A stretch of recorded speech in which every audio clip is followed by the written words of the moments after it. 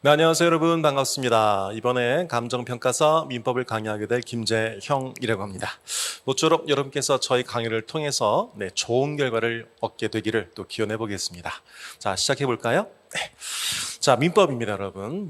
민법은 뭘까요? 네, 물론 민법에 대한 여러 가지 정의가 있겠습니다만 우선 민법은 법이란 것에서부터 시작을 해보겠습니다. 법이란 것은 여러분 두 가지의 모습을 띠고 우리에게 다가옵니다. 첫 번째는 학문으로의 모습, 두 번째는 수험으로서의 모습입니다. 잠깐 정리해 볼까요? 네. 자, 법이란 것은요, 첫 번째는 그렇죠, 학문의 모습으로서 다가옵니다. 이 학문의 모습과 더불어서 이제 수험의 모습으로 다가올 텐데요. 네. 이 둘은 여러분 서로 같다고도 볼 수 없습니다만 서로 또 다르다고 볼 수도 없는 여지가 있습니다. 말씀드려보죠. 학문은 뭘 배운 걸까요? 법에서 학문, 법이라는 학문은 바로 법리를 배운 겁니다. 법리. 그렇죠? 법의 원리, 원칙들을 배우시게 되는 거죠. 그래서 수험이라는 궁극적으로 뭘까요, 여러분? 수험은요. 여러분 수험은요, 주관식이든 객관식이든 그것은 바로 암기입니다. 암기. 암기를 통해서 뭐냐면 어떤 문장이 있을 때 그 문장이 맞았냐, 틀렸냐, 요거를 판별해낼 수 있는 것, 이것이 바로 암기 시험이라고 볼 수 있을 것 같아요. 그렇다 친다면 여러분, 우리는 학문이 아니고 수험을 준비한 사람들이죠. 수험이기 때문에 암기를 하면 될 것 같아요. 그럼 뭘로 암기하면 될까요? 네, 보시게 되면 법은 뭐로 구성되어 있죠? 조문되어 있죠. 이렇게. 그 조문을 가지고 활용해서 구체적 사건에 적용시킨 게 뭘까요? 그것이 판례예요. 여러분도 아시겠습니다만 이 조문과 판례가 거의 뭐냐면 90% 이상입니다. 그렇다면 이런 판례 몇 개를 섞어서 사안으로 만든 것을 보통 사례라고 해요. 사례 문제. 네, 맞아요. 위로 올라갈수록 조금 더 난이도가 높아지죠. 조문이란 것은 단순하게 몇 점 몇 항을 외우시면 되는 거고요. 판례란 것도 역시 처음에는 좀 낯설겠지만 읽다 보면은 판례 주문, 예컨대 판례는 블라블라 사건에서 뭐라고 판시했다, 이걸 외우시면 돼요. 사례는요, 그런 판례가 좀 섞여 있다 보니까 좀 복잡하겠지만 어쨌거나 풀 수는 있습니다만 여튼간에요. 이렇게 보통 문제가 구성되고 있죠. 문제 대충 봤을 때 구성 비율로 보자면 여러분 대략 봤을 때 조문이 한 20%고요.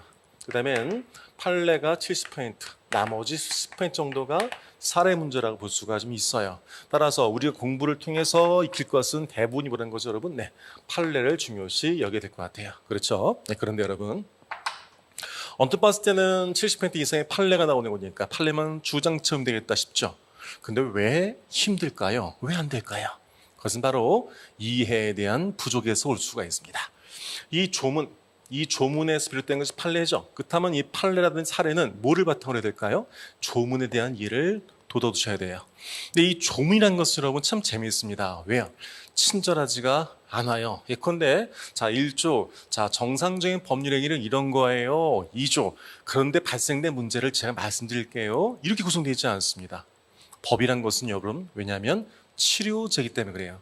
특히 민법이란 것은 우리가 소유권 절대 원칙을 취하고 있습니다. 좀 이따 말씀드리겠습니다만, 따라 소유권 절대 원칙이다 보니까 기본적으로 소유권이 우리 겁니다. 재산권은 우리 겁니다. 따라서 너희에게는 무슨 재산이 있어? 근데 이렇게 제한할 거야. 이런 얘기가 없어요. 그냥 처음부터 기본적으로 재산 니네들 거니까, 국민일 거니까 요건 하지 마라는 금지 규정들, 제한의 규정들이 서술되어 있어요. 따라 우리 입장에서는요, 굉장히 분절적인 법조문들을 보게 되는 거죠. 도대체 이게 왜 있는 거지? 라는 생각할 수도 있습니다. 됐죠? 그럼 이런 조문을 이해하기 위해서 필요한 것이 뭘까요? 이것이 이론, 바로 법리가 되는 겁니다, 여러분. 따라서 언뜻 봤을 때는 여러분, 우리는 좀 수험을 준비하니까 단순히 암기만 될 것 같습니다만 실제로는 암기 전에 또 뭐가 필요할까요, 여러분? 네, 이 법리에 대한 이해가 필요한 거죠.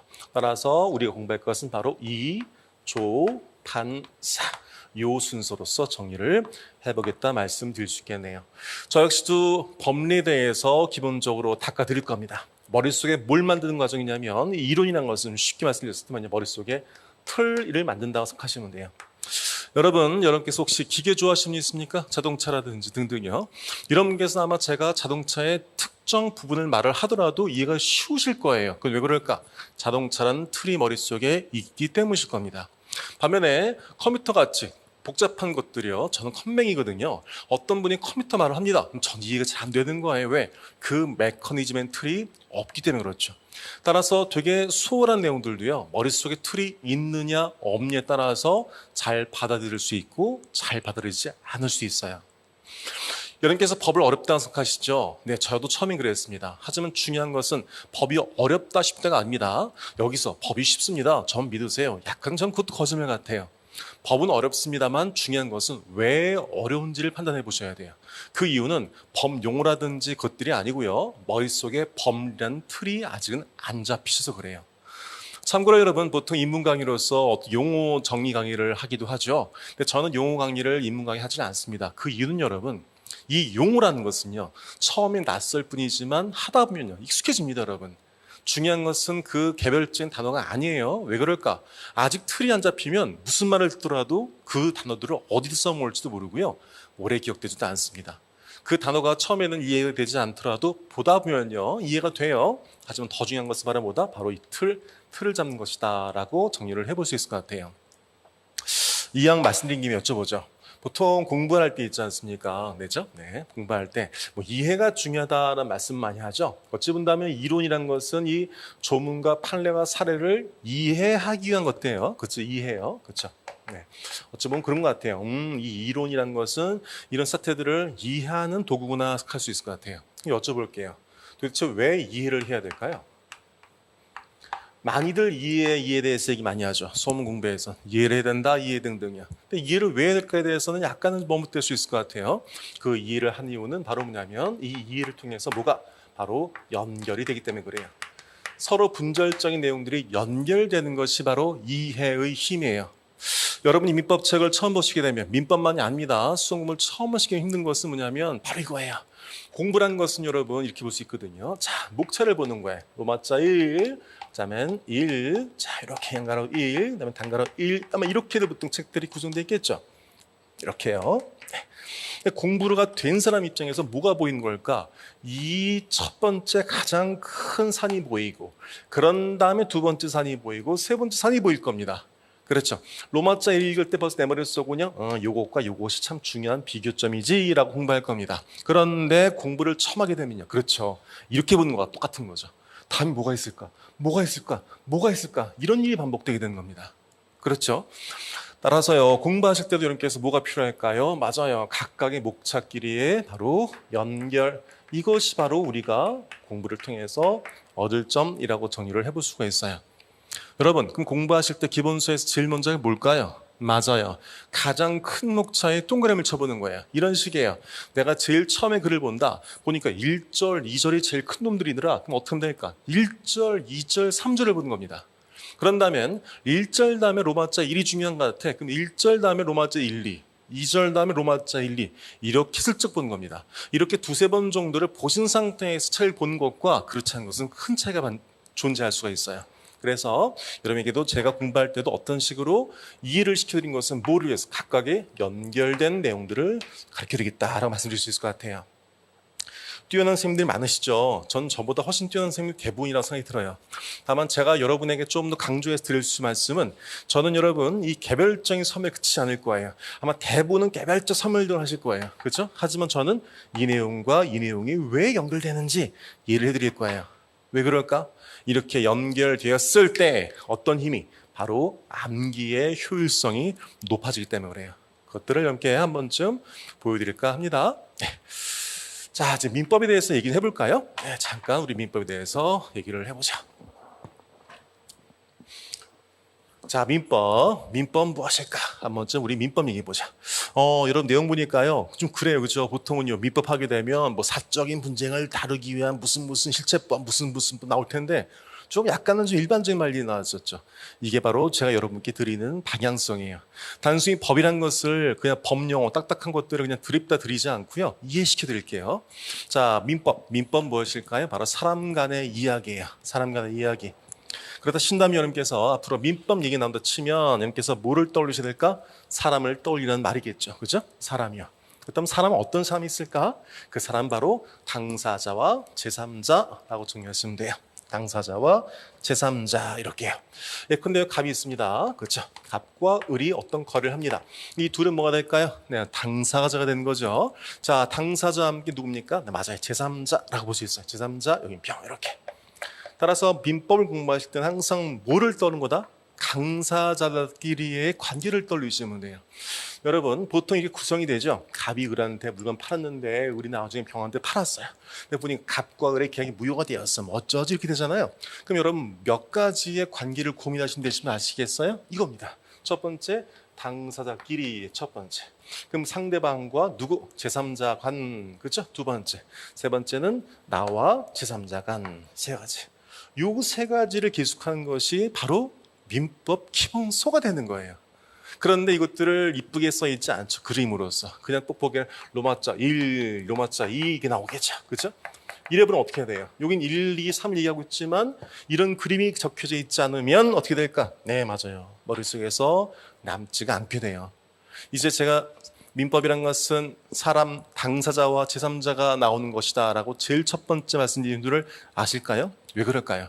민법은 여러분 사적 분쟁을 해결하기엔 치료약이라면서, 그럼 사적 분쟁은 누구와 누구 때문에 생긴 걸까? 국민과 국민, 개인과 개인 간에 생긴 거지 않습니까? 따라서 개인과 개인을 떠올리시면은 그림이 그려지게 되는 거예요. 이렇게 우리 보다 현실적으로 민법을 좀 접근해 봅시다. 네. 더 나아가서요, 실제 말씀드린다면 당사자라 친다면 당사자 이 사람하고요, 이 제3자라는 것은 뭐냐면 다른 말로 뭐라 할 수 있냐면 당사자는 법률 행위자, 제3자는 바로 거래 안전이라고 표현할 수 있어요. 거래 안전, 그 말로 나중에 또 알려드릴게요. 아마 민법을 처음 공부하신 분이 아니라면 들었던 말씀일 거예요. 근데 각각 개별 들었던 말씀들이 좀 연결되시죠? 네, 그런 것들을 좀 여러분에게 도모해 드리도록 하겠습니다. 여튼간 첫 번째는요, 민법을 공부할 때 민법은 사람 간의 관계다. 따라서 당사자와 제3자를 떠올릴 것 말씀드렸습니다. 그렇다면 이 당사자와 제3자, 아까도 선을 그려드렸었는데요. 그죠? 그들은 무슨 관계에 있게 되는 걸까요? 법률 관계에 있게 되는 거죠. 이 법률 관계는 무엇과 무엇의 문제일까요? 바로 권리와 의무의 문제가 되는 겁니다. 권리와 의무. 네. 따라서 권리와 의무에 대해서 앞으로 공부를 해볼 겁니다. 넌 도대체 어떤 권리가 있니? 너 어떤 의무가 있니? 이렇게. 더 나아가서 여러분, 보통 권리와 의무는 서로 간에 대항적이죠. 저한테 권리는 너에게는 의무가 되는 거고요. 너에게 권리는 나에게는 의무가 되는 거죠. 이런 대칭적 대항적인 구조를 파악하셔야 글이 훨씬 더 쉽게 읽혀지게 되는 겁니다, 여러분. 네. 세 번째입니다. 물권과 채권. 물권과 채권. 자, 우리가 가끔 들었던 말이긴 할 텐데요. 저 말이 약간은 와닿지 않으시죠? 이것도 한번 정해보자. 민법을 잠깐만 좀 개관해 볼까요? 민법. 민법은 여러분 크게 재산과 가족 관계를 다뤄요. 왜? 민법이라는 것은 사적인 일을 다루는 일인가면서요. 인간에게 사적인 것은 바로 돈 문제와 가족 문제 되는 거예요. 근데 우리가 시험법이라는 것은 가족은 아니기 때문에 재산 관련된 말씀만 드려볼게요. 자, 민법은요, 재산 관련돼서 첫 번째 민법 총칙이 있어요. 민법 총칙. 그 다음엔 각론 각칙에 해당되는 바로 물권법과 채권법이 있다고 보시면 돼요. 물권법, 채권법.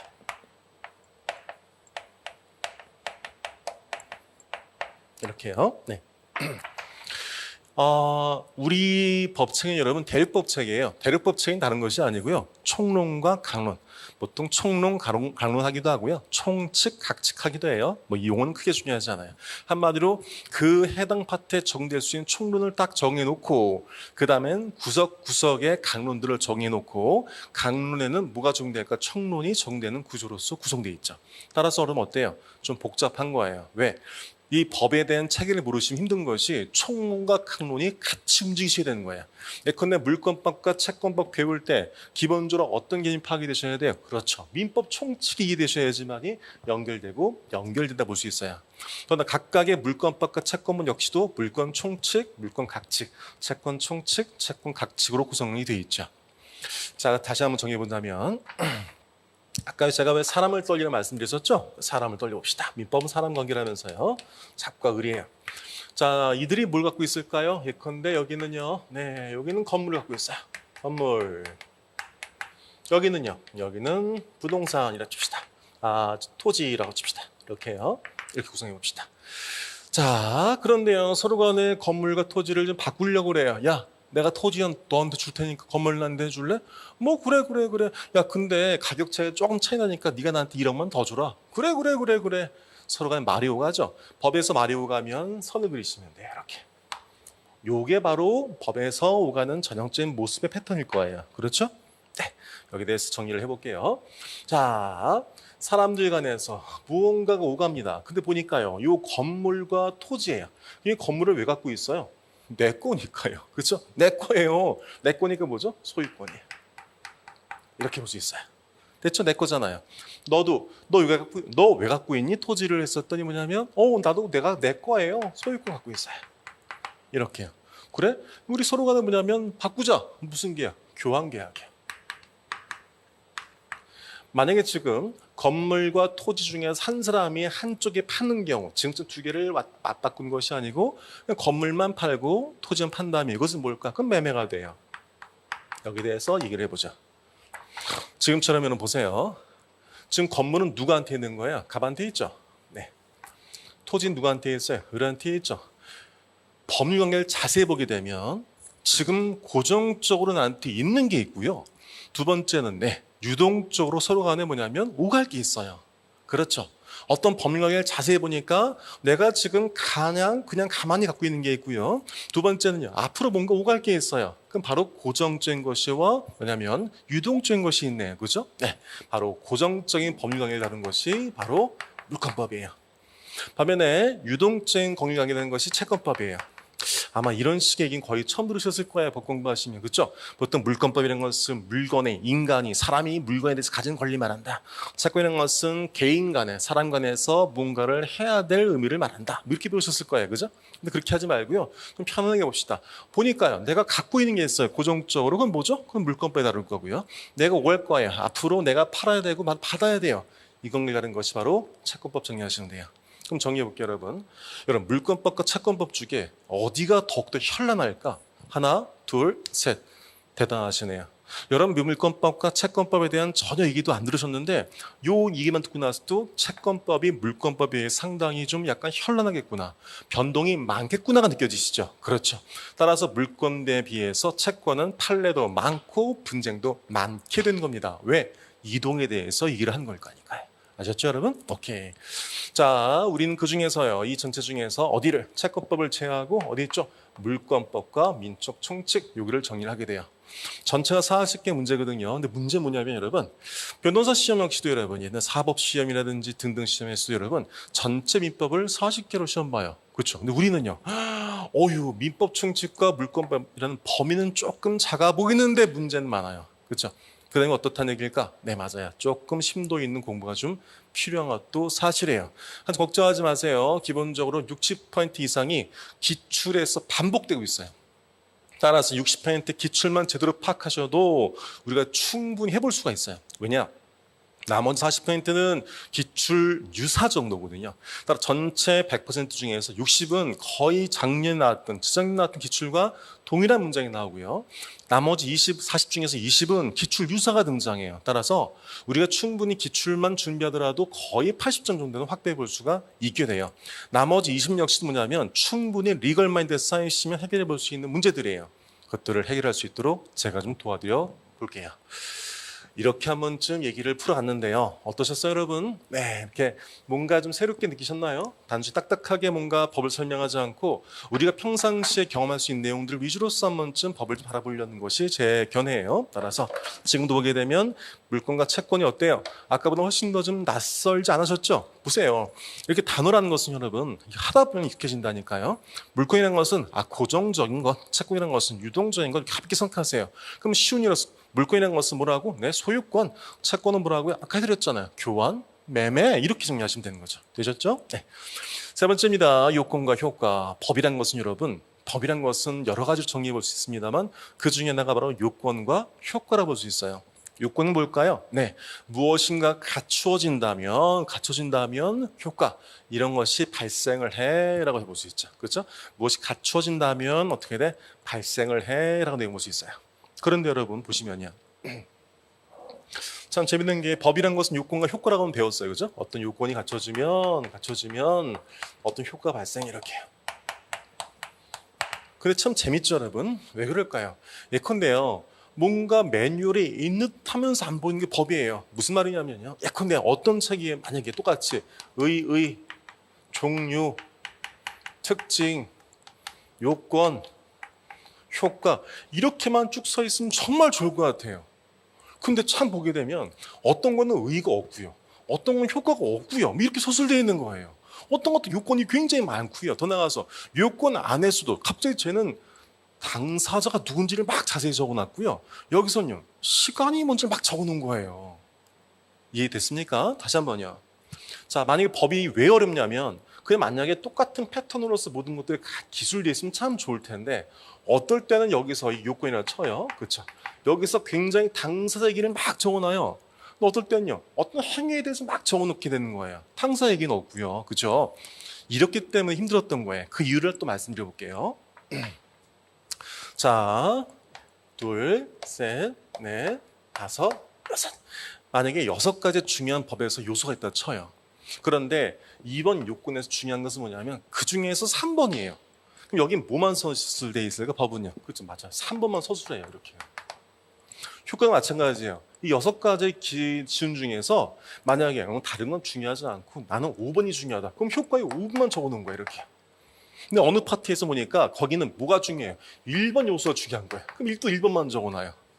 효과에서는 보니까 야 거긴 4번 중에 또 4번만 적어놔요. 그럼 글을 처음 본 우리 입장에서는 갑자기 3번 나하고 요건인데 5번이 효과래요. 두 번째 파트 딴 데 갔더니 여긴 또 1번이 나왔어요. 근데 갑자기 또 4번만 서술되어 있어요. 이래서 힘든 거예요. 요건과 효과라는 것은 상당히 중요한데 법에서는 이 몇 개 되는 6개 정도 될 수 있는 이 중요한 것 중에 그 중에 주된 요건과 주된 효과만 적어 놓으니까 우리 입장에서는 들쭉날쭉해 보이죠. 그럼 우리 입장에서는요. 이 6가지를 파악해 놓으면 훨씬 더 이해하기 쉽겠네요. 그렇죠? 그 6가지 바로 주, 방, 장, 행, 시, 객이에요. 주체, 방, 방법, 장, 장소, 행위, 시간, 객체예요. 따라서 이 파트에서는 갑자기 뭐가 되는 거야? 장소가 중요했던 거야, 요건. 특히 그 중에서. 그럼 이 얘기는 왜 없을까? 그럼 너무 일반적인 것들이니까. 주체를 왜 안 적었을까? 어떤 자연이든 간에 이걸 쓸 수 있어요. 아, 그럼 주체를 쓸 필요가 없구나. 야, 방법은 왜 여기다 안 적혀 있니? 요건에. 방법은 그냥 뭐 중요하지 않아요. 어떻게든 할 수 있어요. 그래서 없구나. 이렇게 되는 거예요. 따라 머릿속에서 이 기준점이 있으면 기준점에서 가장 중요한 것들만 요건과 효과에 서술되어 있다 정리하신다면 훨씬 더 독해하기 수월해져요. 알았죠? 따라서 법이란 것은 요건과 효과다. 이건 알겠다. 근데 도대체 왜 힘들까 싶을 때 그 기술이 왜 이렇게 중구난방이고 이렇게 왜 들쭉날쭉할까? 그 이유는 법은 그 요건 중에서 가장 중요한 것들을 효과 중에 가장 중요한 것들을 서술해서 그래라는 말씀드린 거죠. 5번째 원칙과 예외예요. 여러분 법은 원칙만 있으면 될까요? 그렇지 않아요. 원칙만 있으면 너무나 그는 뭐랄까요? 견고하기 때문에 거꾸로 부러질 수가 있을지 모르겠어요. 그렇죠? 따라 법이라는 것은 원칙과 그 외에는 뭐가 있을까? 예외가 있는 거죠. 여쭤볼게요. 자, 원칙과 예외 중에서 중요한 파트는 원칙일까 예외일까? 수험적으로는 하나, 둘, 셋 예외가 되는 거예요. 물론 원칙도 중요하겠습니다만 예외가 바로 이상한 것들이죠. 따라서 시험에 내기 딱 좋죠. 그럼 여쭤볼게요. 그럼 이제 이렇게 될 수 있겠네요. 아, 예외가 중요해. 그럼 예외가 중요함 써놓은 게 아니에요. 그럼 조문을 읽다가도 어디가 예외일까? 그 예외는 보통 다만다음이에요. 단서조항이라고 그래요. 예컨대 블라블라블라 할 수 있다. 미성년자는 혼자서 유효하게 행동할 수가 없어. 다만 권리만 얻는 행위는 할 수 있어. 이렇게 그러나 다음이 예외가 있는 파트예요. 그럼 어디가 더 중요하게 봐셔야 될 파트인지 아시겠죠? 거기를 보시면 됩니다. 자, 지금 민법의 5가지 얘기를 해드렸어요. 민법 뭐라고 여러분? 사람에 대한 이야기다. 이제 어때요 여러분? 민법 딱 봤을 때 뭘 떠올리시라고요? 사람을 떠올리라고. 누구? 당사자와 제3자. 그렇죠.